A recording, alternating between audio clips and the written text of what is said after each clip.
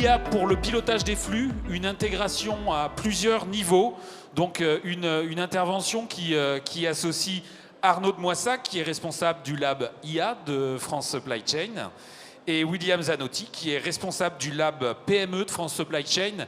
Alors, on va parler IA, et je pense que l'enjeu aussi est de voir que cette problématique, tous les profils d'entreprise peuvent s'en saisir, et avec aussi l'idée de livrer les clés pour passer à l'action sur le sujet. Messieurs, je vous laisse la scène. Merci beaucoup. Bonjour à tous, ravi d'être là, de clôturer ce magnifique salon. Donc avec William, on vient vous restituer les différents travaux en fait, qui animent l'association France Supply Chain, et notamment donc, les travaux du Lab IA et du Lab PME. Alors peut-être quelques éléments de contexte. Donc, je suis Arnaud de Moissac, je suis le responsable du Lab IA. Également, je suis administrateur de France Supply Chain, et je suis également le CEO de DC Brain. Je voudrais en profiter d'ailleurs pour remercier le salon ainsi que toutes les équipes de DC Brain, puisqu'on a été le lauréat cette année du Digital Award Supply Chain by SCE. Voilà, donc merci pour ça. William. Et William Zanotti, moi je m'occupe du lab ETI PME, et chez Digilance, nous accompagnons les dirigeants dans la structuration et le pilotage de leur programme de transformation. Alors, quelques mots pour France Supply Chain. C'est une association qui est relativement bien connue, je pense. Je vais quand même vous rebalayer rapidement les différents chiffres. C'est une association qui a 50 ans cette année, qui s'appelait Aslog avant, peut-être plus connue auprès de vous sous le nom de Aslog. Au sein de l'association, on est convaincu que la supply chain, c'est un levier vital de la transformation des entreprises. Et aujourd'hui, on est plus de 450 entreprises, plus de 3000 membres actifs, dont certains font partie de nos labs. Donc ça fait vraiment du beau monde, et ça fait surtout un vivier absolument extraordinaire en termes d'expérience, puisqu'on va avoir aussi bien des chargeurs que des transporteurs, que des prestataires de services, que des éditeurs de logiciels, etc. Donc brasser toutes ces compétences, toutes ces expériences au sein de labs comme le lab PME ou le lab IA ou encore d'autres, et ça donne vraiment des retours extrêmement riches. Voilà, je ne vais pas tous les passer. Alors, ça va se décomposer en deux parties, comme vous disiez. Une première partie, plutôt la restitution du lab IA, dans lequel il y a plutôt des grands groupes, où je vais balayer avec vous, en fait, on parle le titre de la conférence, c'est l'IA à plusieurs niveaux. Pourquoi? Parce qu'on va se rendre compte qu'au-delà de promesses un peu vagues et un peu magiques de l'IA, il y a des choses extrêmement concrètes, et ça ne s'applique pas de la même façon suivant qu'on est sur la partie de prévision de la demande, par exemple, ou optimisation des flux, ou amélioration du pilotage, ou ce genre de choses. Donc c'est ça que j'ai partagé avec vous, avec quelques préconisations de mise en place. Et puis William, pour la deuxième partie. Oui, et moi en fait, comme vous voyez, chez France Supply Chain, on trouve tous les supply chain managers, pour faire simple, du CAC 40. Et alors vous allez vous dire, pourquoi un lab ETI PME? La réponse est assez simple. La force d'une chaîne, c'est celle égale à son maillon le plus faible. Et donc vous ne pouvez pas vous contenter de traiter que les maillons qui sont sous votre contrôle.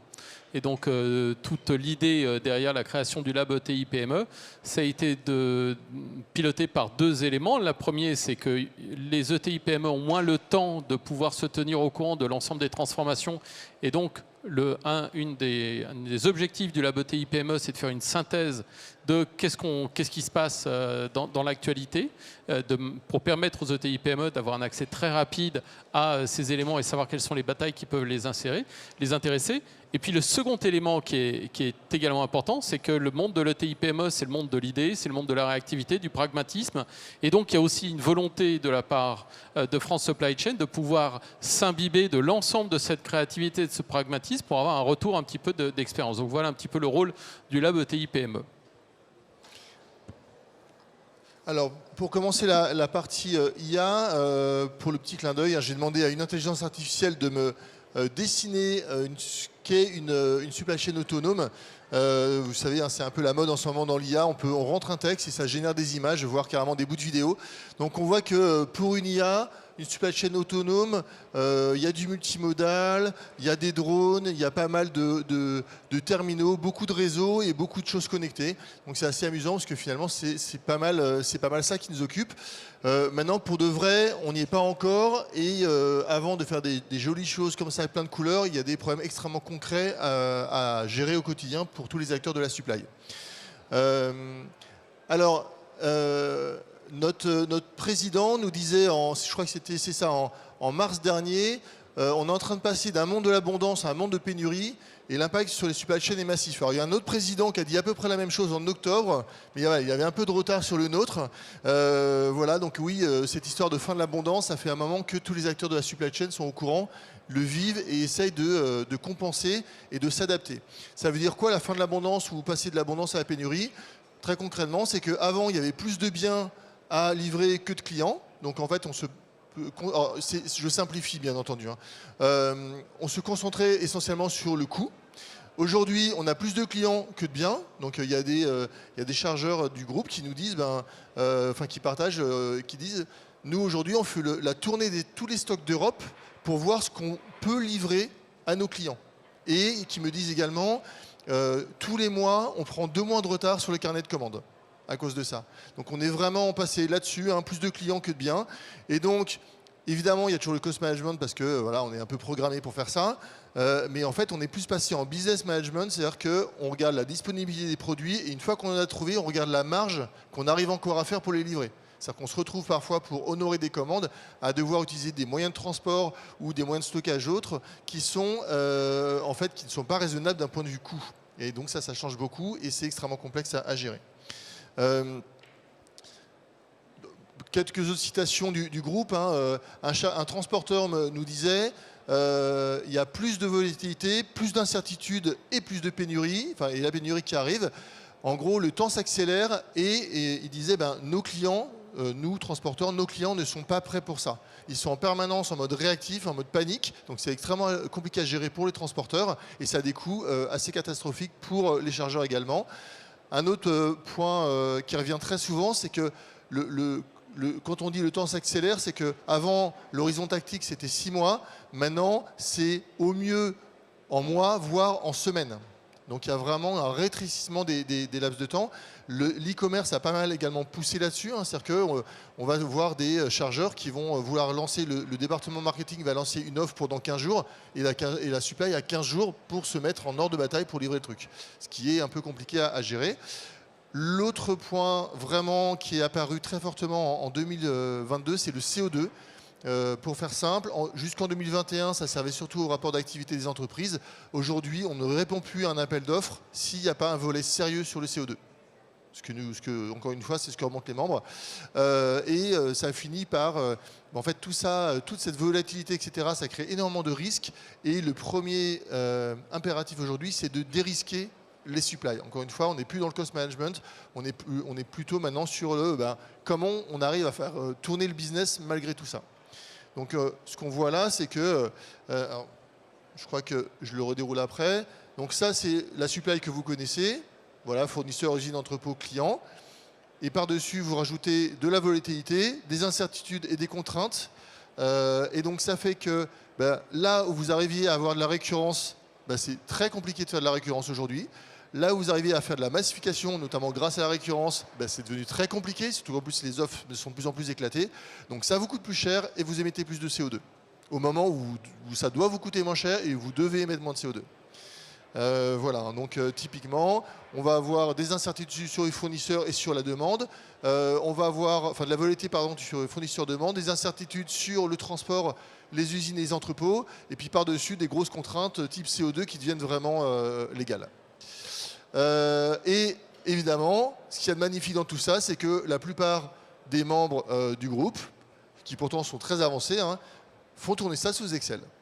Et je pense que si je faisais un sondage rapide, Excel resterait le premier outil pour gérer ce truc-là. Alors déjà avant c'était compliqué, là ça devient à peu près impossible. Donc pourquoi est-ce qu'on veut mettre de l'IA ? 1, pour dérisquer. 2, pour être capable de s'adapter en continu. Donc être capable de prendre des décisions meilleures beaucoup plus rapidement, réduire l'impact environnemental, ça c'est l'optimisation et le pooling par exemple, améliorer la satisfaction client, parce que bon, on est quand même là pour ça, et puis à la fin, et c'est ça qui est étonnant, c'est que maintenant c'est à la fin, maîtriser les coûts. Donc, en quoi l'IA peut aider à répondre aux objectifs énoncés précédemment? Le premier point, c'est que avant de parler d'IA, on parle généralement de jumeaux numériques. Pourquoi? Parce qu'un jumeau numérique, c'est un endroit où vous allez consolider l'ensemble de vos données et vous allez être capable de voir en fait ce qui va impacter, quelles sont les vraies demandes, comment sont ventilés les coûts, etc. Donc avant même de parler d'IA, on parle de jumeaux numériques et dès lors que vous commencez à consolider vos données au même endroit, vous avez déjà fait un premier niveau de jumeaux numériques.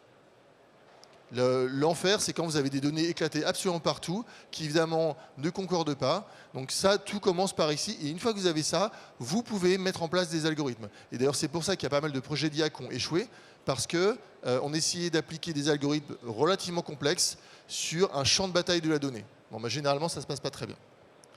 Alors, bon, ça, c'est un truc qui vient de chez nous, hein, mais ça résume pas mal ce qui se passe en termes de déploiement d'IA. On commence par le jumeau numérique. Après, on s'en sert pour voir ce qui se passe et pour contrôler ce qui se passe. Après, ça permet de faire de l'anticipation. Et une fois qu'on a fait ça, on peut aller faire de la simulation et de l'optimisation. Alors, on peut essayer de faire ça en direct, mais c'est un peu la face nord. Alors, ça marche, nous on a des projets comme ça, mais ce n'est pas les projets les plus simples à gérer. Et globalement, dans les retours d'expérience des différents membres, on commence par la data, donc c'est à peu près ça. Et après, on va souvent vers là, qui est de demand forecast ou des choses comme ça, en oubliant que, en fait, une bonne data visualisation, ça permet d'avoir de la donnée qui vit, donc de la donnée qui est juste, et ça amène déjà énormément de valeur. Ça permet par exemple de regarder le capacitaire de sa supply. Ça permet d'identifier des goulets d'étranglement, de se rendre compte que, en fait, à cet endroit-là, ça passera jamais. On peut faire ce qu'on veut, on peut estimer par exemple l'évolution de la demande, ce genre de choses. Si vous n'avez pas assez de transport, ça passe pas et c'est tout. Donc il faut regarder par où ça passe. Et puis ça permet également un truc très utile quand vous avez toutes vos données au même endroit, de comparer par exemple des périodes denses à des périodes plus calmes, des périodes de solde, des périodes de Noël, des périodes d'été, ce genre de choses, et d'adapter mieux, d'anticiper mieux l'adaptation de votre supply à ces périodes différentes.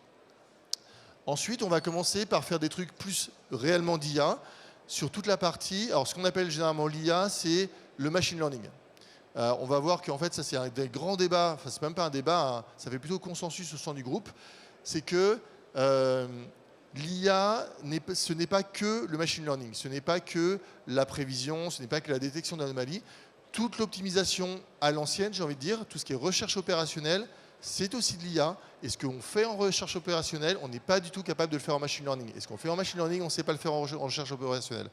Par contre, il y a quelque chose qui vraiment arrive de plus en plus fort, c'est ce qu'on appelle l'hybridation, je vais en parler un peu après. C'est quand on mélange les deux approches, et là, on peut faire vraiment des choses extrêmement intéressantes. Donc, le machine learning, à quoi ça peut servir? Ça va permettre, par exemple, de faire du forecast de la demande. Donc ça, c'est quelque chose, souvent, qu'on pense IA supply chain, on commence par ça. Ça peut, par exemple, permettre de faire de la détection de défaillance du fournisseur. En se disant, en fait, ce fournisseur, tous les ans, pendant cette période-là, en fait, il me plante. Enfin, c'est un exemple comme ça, mais on peut comme ça détecter des défaillances assez efficaces. Et donc, quand on regarde le côté volatilité, on peut faire de la détection d'anomalies, se dire, tiens, je suis censé avoir tel comportement, telle demande, tel KPI de transport. En fait, elles sont en train de diverger. Donc, alerte. Encore une fois, ça ne va pas donner la réponse. Ça va permettre d'alerter des opérationnels en leur disant, au milieu de tout ce que tu as géré, tu devrais commencer par cette ligne-là parce qu'il se passe un truc bizarre. Ou ce fournisseur-là, parce qu'a priori, pareil, c'est quelque chose qui n'est pas normal. Et au niveau des incertitudes, c'est plus anomalies et forecast qui vont aider.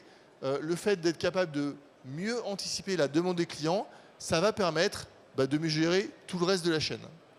Et c'est là où on va en fait passer au stade du dessus. Donc ça, c'est très machine learning, tout ce qui est simulation et optimisation, où là, en fait, une fois qu'on a par exemple forecasté, enfin prédit la demande des clients, on va être capable, grâce à un jumeau numérique et à de la recherche opérationnelle, c'est pour ça que les deux sont très complémentaires, à propager ça jusqu'aux entrepôts, à regarder ce qu'il y a dedans, à prédire du coup par exemple des besoins en staffing de l'entrepôt, également à voir comment ça se répercute sur cette partie transport, puis sur les usines, etc. etc. Ensuite à faire des what-if en disant ok mais là je ne vais pas avoir assez de monde, donc si je coupe une partie de cet entrepôt, comment je suis capable de rebasculer ça sur les autres, ou tiens en fait je ne vais pas avoir assez de matières premières pour cette usine-là, comment j'arrive à m'en sortir, dans quel stock je vais taper, est-ce que j'atteins des seuils, etc., etc. Et ensuite, une fois qu'on a simulé ça, on peut dire à l'IA, donc c'est typiquement ce que nous on fait chez DC Brain, et est-ce que je ne peux pas faire mieux?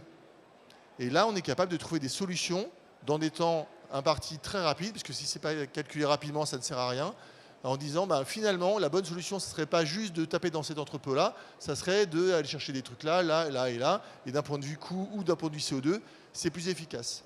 Et donc là on voit qu'on a une sorte de symbiose entre le machine learning et l'optimisation classique, à condition que les deux se parlent et à condition que les calculs aillent très vite, parce que si on met plusieurs jours à tester un scénario, en fait c'est plus en accord avec, vous vous souvenez au début, ce que je disais sur le raccourcissement du temps.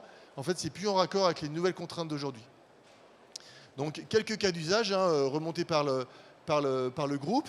Par exemple, on a Rexel qui a beaucoup travaillé sur la partie forecast client, et ce qui lui a permis de reconfigurer en gros ses stocks, faire venir d'autres types de produits qui se vendent mieux, mettre plus rapidement des produits en fin de vie, et globalement améliorer de plusieurs dizaines de pourcents les taux de rotation des stocks et également les marges des magasins. Donc c'est assez impressionnant. Renault, par exemple, avait un sujet d'estimation de délai de livraison avec pas mal d'étapes comme ça. Ils ont en fait chaîné des algorithmes de machine learning en faisant un estimateur pour chacune des étapes avec des liens causaux entre les trucs. Et ça leur a permis de gagner 50% de précision sur la date de livraison des véhicules. Donc, voilà, ça marche très bien, mais en amont, les deux, on fait un vrai sujet de données, un énorme sujet de change management, parce qu'évidemment, ça impacte tout le monde. Et puis, tout ça, c'est assez rapide pour être opérationnel. L'autre point aussi assez important, c'est que globalement, ce qui ressort, c'est que tout le monde fait ça en SaaS, alors soit interne via des hyperscalers, donc en cloud interne, soit en se basant sur des solutions comme la nôtre par exemple, parce que ce qui ressort c'est que, alors j'espère qu'il n'y a pas trop de gens des DSI en salle, mais c'est en fait comme il y a un côté très, alors on parle d'agile par exemple, mais en tout cas comme ça c'est généralement tiré par les métiers, il faut qu'il y ait comment dire, beaucoup de boucles de rétroaction. Ça ne rentre pas dans un projet DSI classique à 1 an avec des gros jalons, des machins, etc. On est obligé, pas forcément de faire un pilote, mais au moins de faire beaucoup d'itératifs pour que ça prenne. Et c'est un des cas une des conditions pour que ça fonctionne. Donc voilà, parce que dans les cas, propagation forecast client, simulation de défaut de transport. Du coup voilà, si ça classe là, qu'est-ce qui se passe, et optimisation de transport et contraintes de chargement. Voilà, ça c'était pour le retour du LabIA, avec peut-être en conclusion, ça c'est vraiment les cas, ce qu'il faut, il faut être très très vigilant là-dessus, change management, sensibilité aux données, rapidité et usabilité, je ne sais pas comment on dit, de la solution.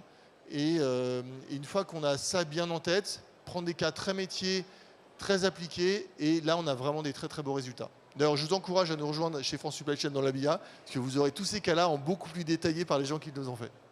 William, je te passe la parole. Merci Arnaud. Donc, je vais vous présenter les synthèses qu'on fait au niveau du lab ETI PME. En fait, on y est passé 6 mois à construire un programme d'accompagnement des ETI PME. Et l'idée, c'était le cahier des charges, c'est comment est-ce qu'on peut permettre d'être le plus efficace possible avec le moins de moyens possible. Et donc, on a testé ce programme sur un certain nombre d'ETI PME. Et on se concentre sur ce point-là. L'idée, c'est, avant de vouloir courir, il faut savoir marcher, donc de maîtriser les fondamentaux de la supply chain. Donc, le premier élément sur lequel on a travaillé, ça a été évaluer la maturité de la supply chain. Et puis, le second point, c'est de mettre en place un dispositif d'accompagnement et de progrès.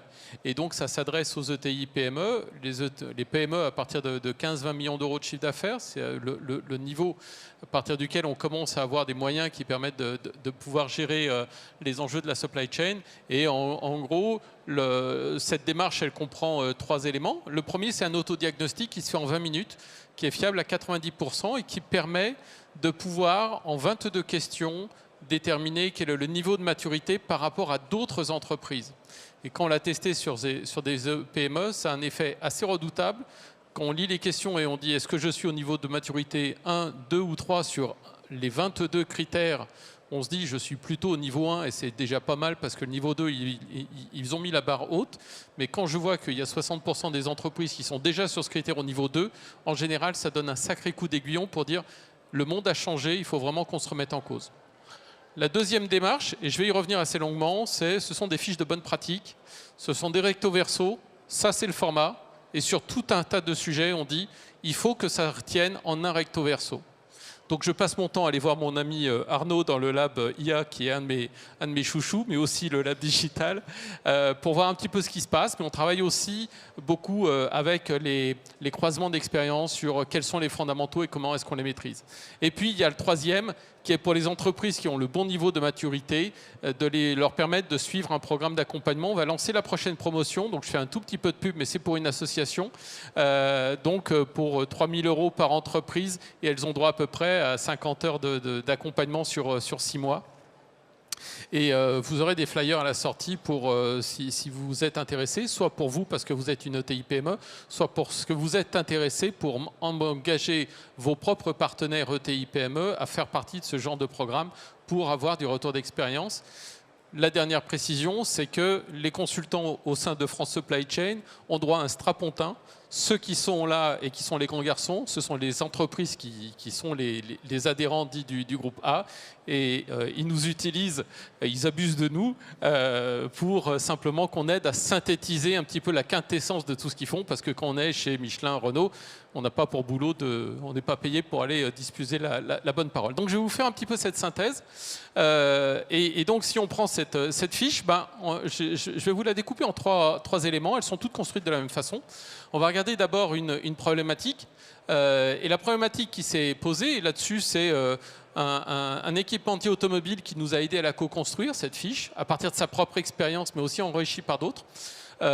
Et en fait, là, j'ai intégré aussi tous les retours d'expérience de toutes les séquences du lab IA.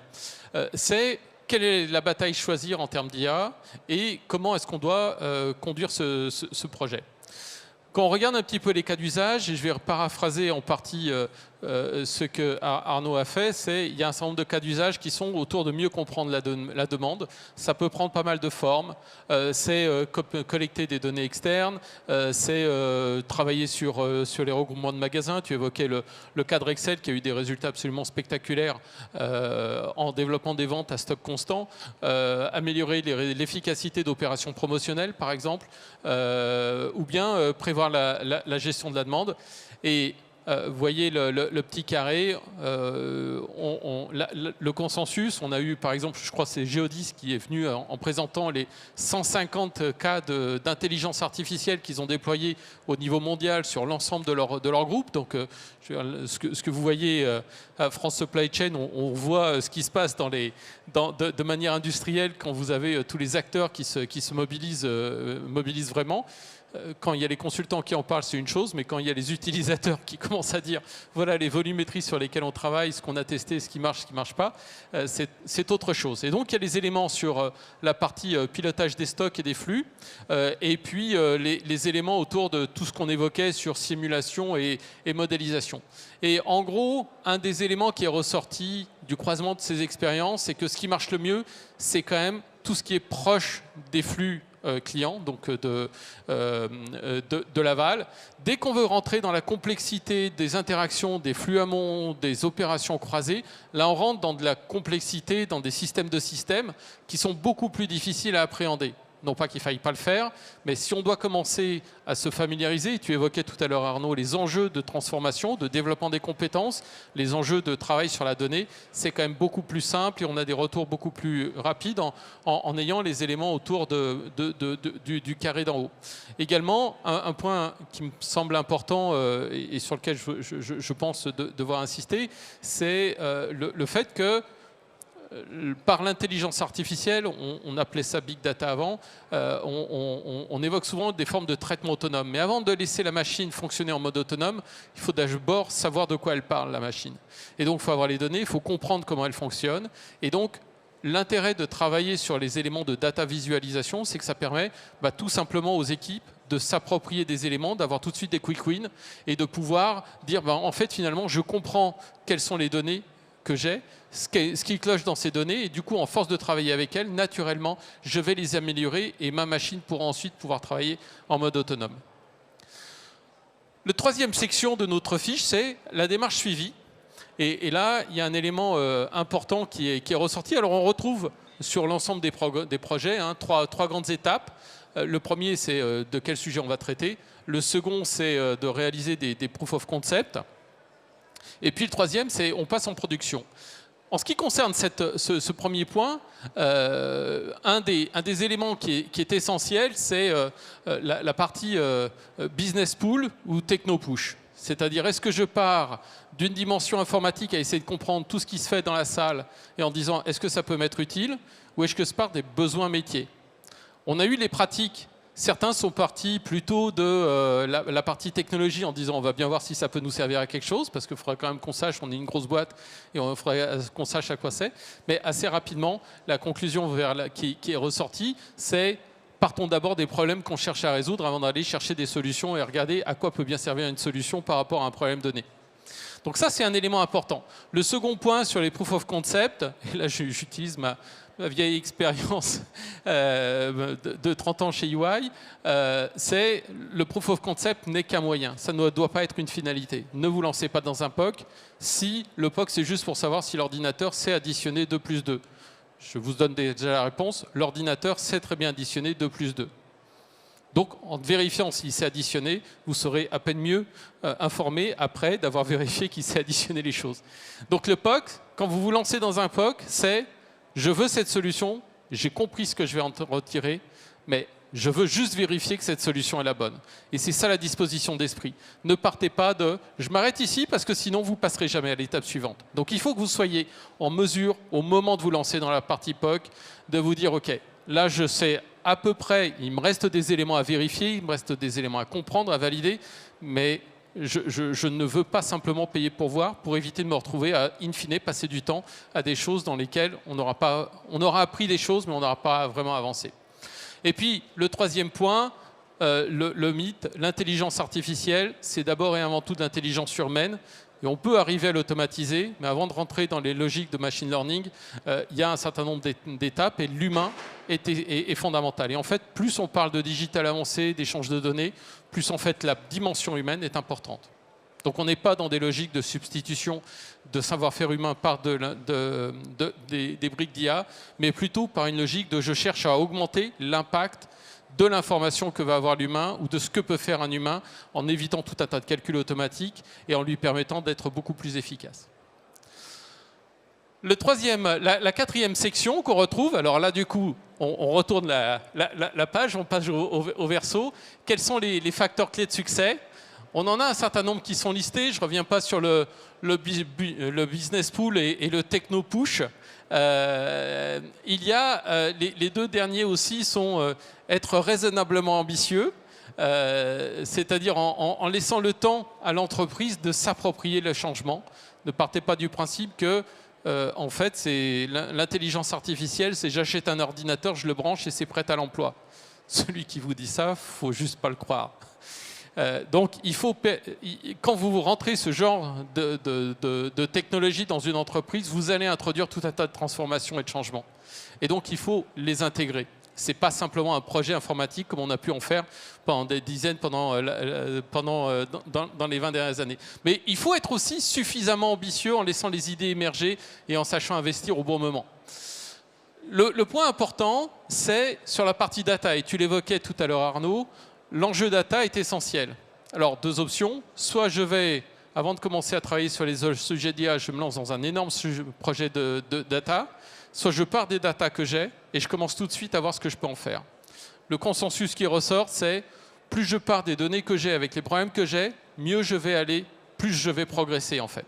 Ça, c'est assez sympa parce que ça permet d'avoir une dynamique et d'embringuer toutes les équipes progressivement avec soi. Dans les learnings et les pièges à éviter, c'est de la sueur, il faut avoir en tête. C'est pas simplement de faire des claquettes, c'est pas aussi le fait de dire je vais demander à quelqu'un qui sait parler à la machine. Oui, il saura parler à la machine, mais il ne connaîtra pas votre métier. Donc ce qui est important sur ces sujets, c'est d'utiliser le savoir-faire qui existe, qui est humain, et on va simplement, et un des enjeux importants, c'est de voir comment la machine peut aider à le faire plus vite, à faire des calculs plus rapidement, à intégrer plus de données, une complexité de données.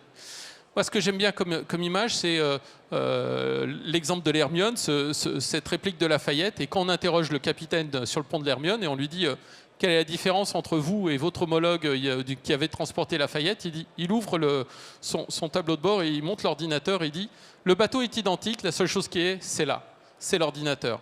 Mon homologue, il y a 150 ans, quand il partait, la seule information qu'il avait pour savoir s'il allait au nord ou au sud, c'était de regarder le vol des mouettes et les nuages. Moi, j'ouvre le capot et l'ordinateur, il me dit, compte tenu du vent, des machins, des trucs, si je vais au cap 220, là, pour l'instant, il fait beau, mais il va y avoir un grain dans 3 jours, et donc je ferais mieux de passer dans le sud.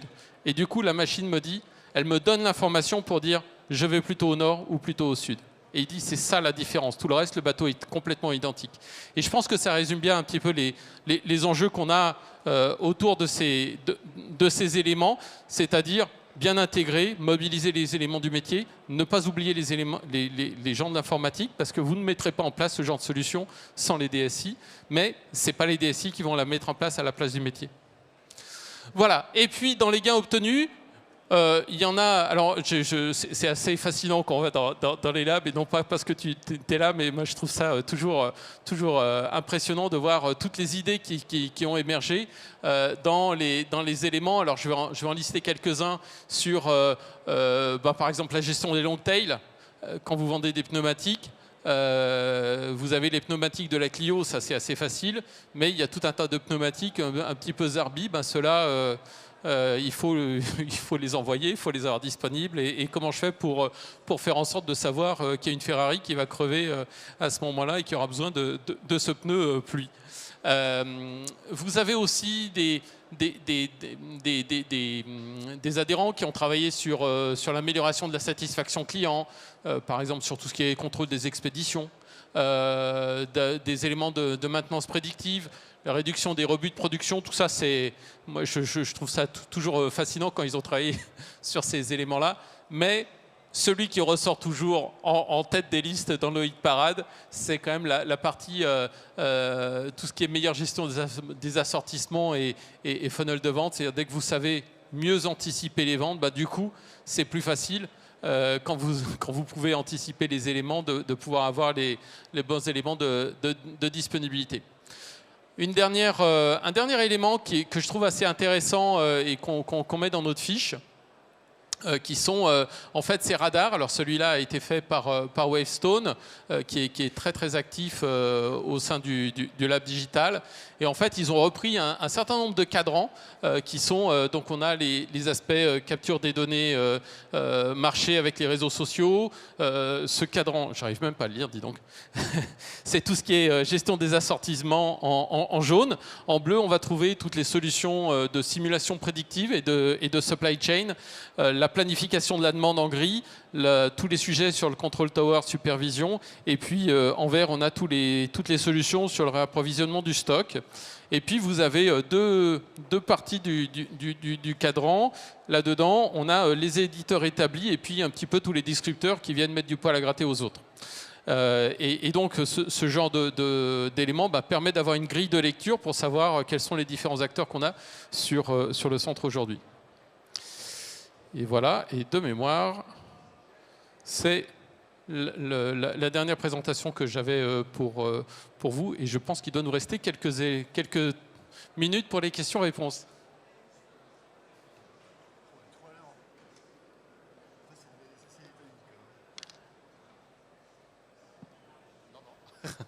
Je vous confirme qu'il reste un petit peu de temps. Ben, merci pour cette présentation qui donne des envies d'IA et pour cet exercice qui tient du retour d'expérience agrégé et qui donne aussi envie quelque part de rejoindre France Supply Chain pour profiter de l'intégralité de tous ces retours d'expérience qui font le sel de l'association. Je me tourne vers la salle pour voir si vous avez des questions ou des remarques, hein, parce que, par exemple, hein, vous avez, et peut-être pour livrer votre témoignage sur la façon de vous approprier et d'approprier, du moins d'intégrer l'IA à des projets au service de votre supply chain. N'hésitez pas d'ailleurs ce retour d'expérience soit extrêmement positif ou que vous vouliez souligner une difficulté qui n'aurait pas été balisée dans la discussion du jour. Ah, je vois que en fin de Supply Chain Event, les gens n'ont plus de questions, ce qui est bon signe. Ben, moi, je vais vous en poser une. C'est vrai que vous avez mentionné la notion de jumeau numérique. Alors, en la posant quelque part en prérequis, est-ce que c'est pas un peu difficile? Parce que, alors, la notion, elle est d'émergence plutôt récente. Est-ce que c'est parce que derrière, en parlant de jumeaux numériques, quelque part, des gens en auraient ou en feraient sans le savoir? Qu'est-ce que vous pouvez me dire? Alors oui, les gens en font sans le savoir. Je vais prendre un exemple très concret. Quand je disais que le jumeau numérique, ça commence par des choses relativement simples. Un point qui est souvent partagé, c'est par exemple, je vais avoir un fichier ou une base de données avec mes commandes. J'ai une commande qui fait un Rennes-Strasbourg. J'ai un autre fichier ou une base de données avec des camions. Et là, je vois que j'ai des camions qu'on fait Rennes-Strasbourg, d'autres qu'on fait Rennes-Paris, d'autres qu'on fait Paris-Strasbourg, d'autres qu'on fait Rennes-Lille, d'autres qu'on fait... voilà. Et je n'ai pas de jointure entre mes commandes et mes camions. Ce qui veut dire que, par exemple, si je veux faire un truc aussi bête que calculer l'empreinte CO2 d'un colis, je suis incapable de le faire. Si je veux regarder si j'aurais pu faire du pooling pour traiter ça différemment, c'est extrêmement dur à faire. Si je veux, je sais pas moi, ventiler mes coûts par rapport à des camions, des clients, etc., c'est pareil, c'est super dur à faire. Et ben, avoir cette jointure entre les commandes et les camions, c'est un premier jumeau numérique quelque part qui fait qu'au même endroit, on est capable de regarder soit sous l'angle camion, soit sous l'angle colis. Généralement, derrière, il y a l'angle entrepôt ou agence parce que c'est relié au camion. Et petit à petit, en liant les données entre elles, on voit que les possibilités s'ouvrent. Et un jumeau numérique, enfin le premier niveau, alors nous, par exemple chez DCBuy, on fait des jumeaux numériques avec lesquels on peut jouer, faire de l'optime, des trucs, et c'est très rapide et tout ça. Mais déjà, commencer par être capable de lire les données ensemble, entre elles, voir les liens, etc., et faire un peu de visualisation dessus, c'est un premier niveau de jumeau numérique qui rend énormément de services, qui amène déjà énormément de valeur. Et le bonus par-dessus ça, c'est que ça fait que les gens vont commencer à utiliser la donnée. Donc, ils vont comprendre pourquoi il faut rentrer de la donnée de qualité. Parce que quand on commence à l'utiliser, on voit qu'elle n'est pas de qualité. On se dit, du coup, la prochaine fois, je vais peut-être faire en sorte qu'elle soit de qualité. Et la donnée s'améliore, devient vivante. Et c'est vraiment un cercle vertueux. Oui, et pour illustrer ce que tu dis, il y avait une des PME qu'on a accompagnée il y a 2 ans, qui nous a aidé à mettre au point le programme. Ils avaient mis en place un système tout simplement de data visualisation sur l'ensemble de leur stock. Et pour eux, c'était un énorme projet, mais ils se sont rendus compte en fait que cette capacité à visualiser leur flux leur permettait de résoudre plein de problèmes. Notamment, ils avaient, pour tout un tas de raisons, un certain nombre de stocks âgés. Et en fait, en ayant la capacité de commencer à faire des relations entre des causes et des conséquences, eh bien, en fait, ça leur a permis d'agir sur les causes pour éviter de regarder les conséquences. Très souvent, dans les entreprises, quand on a des informations qui sont partielles, on va mesurer des conséquences sans être en mesure de les rattacher aux causes. Quand on veut faire ce rattachement de causes et de conséquences, on peut se lancer dans des programmes très ambitieux. Il y a des solutions absolument superbes. Je suis allé voir un éditeur en voyant ce qu'ils font. Et je lui ai demandé pour rigoler s'il fallait, quand le patron d'entreprise allait voir signer le devis, s'il fallait qu'il vienne avec son petit-fils, parce que ce serait lui qui, quelque part, en retirait les solutions, et les profits. Donc il m'a rassuré, non, on a des retours sur investissement tout de suite. Mais en fait, on peut très bien arriver à faire des sortes de modélisations qui ne sont pas construites par la machine, mais qui sont construites par l'être humain. Et en fait, l'intelligence humaine est absolument bluffante. Elle est complètement incapable de traiter des milliards de données et de ne pas faire d'erreurs. Mais par contre, elle a une capacité d'intuition et de voir des corrélations qui sont largement supérieures à celles de la machine. Et donc, on peut très bien commencer à avoir des premiers résultats de compréhension des causes à effet. Et donc, ce que l'on appelle des sortes de jumeaux numériques, mais qui sont simplement avec une dimension d'intelligence humaine, de métier, qui vont savoir regarder quels sont les éléments. Donc, en ayant la maîtrise de la data, on arrive à progresser. Merci. Peut-être une question, ou moi je continue. Le cas le plus récurrent de mise en œuvre de l'IA, votre ressenti au sein des membres de France Supply Chain, et c'est même une question à double détente, parce que je vous demande le cas que vous, le domaine d'application qui vous semble le plus récurrent, et peut-être aussi le plus original ou le plus inattendu. Alors, j'aurais pu vous la poser avant, mais... Oui, je vais commencer, ça va te permettre de trouver un cas original. Mais ce qu'on voit très souvent, c'est tout ce qui est gestion des approvisionnements, tout ce qui est un petit peu le front-end. Donc l'anticipation de la demande pour pouvoir être prêt. Par exemple, il y a eu un logisticien qui nous a dit que, en fait, si je veux avoir besoin de l'ensemble des... traduire en capacité à mobiliser, capacité humaine à mobiliser l'ensemble de la demande qui va venir, ça va me prendre un travail considérable, parce que j'ai besoin de savoir combien je vais avoir de gens qui auront un permis cariste, un ceci, un cela. Donc il faut que je parte de la demande et que je dise comment je vais satisfaire cette demande. Et ça, il a dit, à chaque fois qu'on essaye, on se rend compte que j'ai beaucoup de mal à prendre en compte toutes ces contraintes. Par contre, donner de la visualisation pour dire aux gens, voilà ce que tu vas avoir, voilà quelles sont les tendances, voilà quels sont les éléments de récurrence, voilà qu'est-ce qui va faire que tu vas avoir tant de volume. Et laisser aux gens la capacité de dire, compte tenu de ça, il va me falloir 2 caristes de plus, que je décale les vacances, que je prenne 3 intérimaires. Ça, en fait, l'être humain, il sait le faire à partir du moment où on lui donne l'info. Donc ces éléments-là, sur tout ce qui est prédiction de la demande, pour permettre à l'être humain d'avoir plus d'infos, ça, ce sont des choses qui marchent très souvent. Alors, je vais faire une réponse en 2 étapes, puis après j'ai un cas original. Généralement, comme l'IA dans la tête des gens, c'est plutôt le machine learning, ça commence généralement par la prévision de la demande. Et en plus, en fait, depuis très longtemps, les chargeurs font du forecast, viser des moyennes glissantes, des choses comme ça, et globalement, c'est pas si mauvais. Hein. Enfin, c'est de moins en moins bon parce que c'est de plus en plus incertain, variable, tout ça. Mais quand c'était plus calme, ça marchait très bien. Le truc, c'est qu'une fois qu'on a prédit la demande, si vous vous souvenez de mon schéma, en fait, on a à peine commencé le travail. C'est-à-dire que quand on gère une supply, on a prédit la demande, et après, il faut voir tout ce que ça veut dire d'avoir cette augmentation de la demande. Et c'est là que commence le vrai travail. Et généralement, ils se disent, il faudrait qu'on soit capable de propager en fait, cette demande sur toute la supply. Là, ils se disent, ah, mais en fait, on fait déjà de l'optimisation depuis longtemps. Donc, en fait, le premier cas, c'est presque plus l'optimisation. Le cas le plus neuf, c'est la demande, mais en fait, c'est l'optimisation. Et assez rapidement, ils se disent, finalement, faire la prévision de la demande toute seule, ça va un peu me faire gagner, mais j'en fais déjà, c'est un peu meilleur, mais c'est pas si différenciant que ça. Si je ne suis pas capable, en fait, de répercuter cette demande, cette prévision de la demande sur le reste, finalement, je passe à côté de la valeur. Et donc, c'est pour ça que les plus gros ROI sont là, en fait. C'est quand on est capable d'avoir cette vue d'ensemble et d'avoir cette notion d'impact sur l'ensemble de la supply.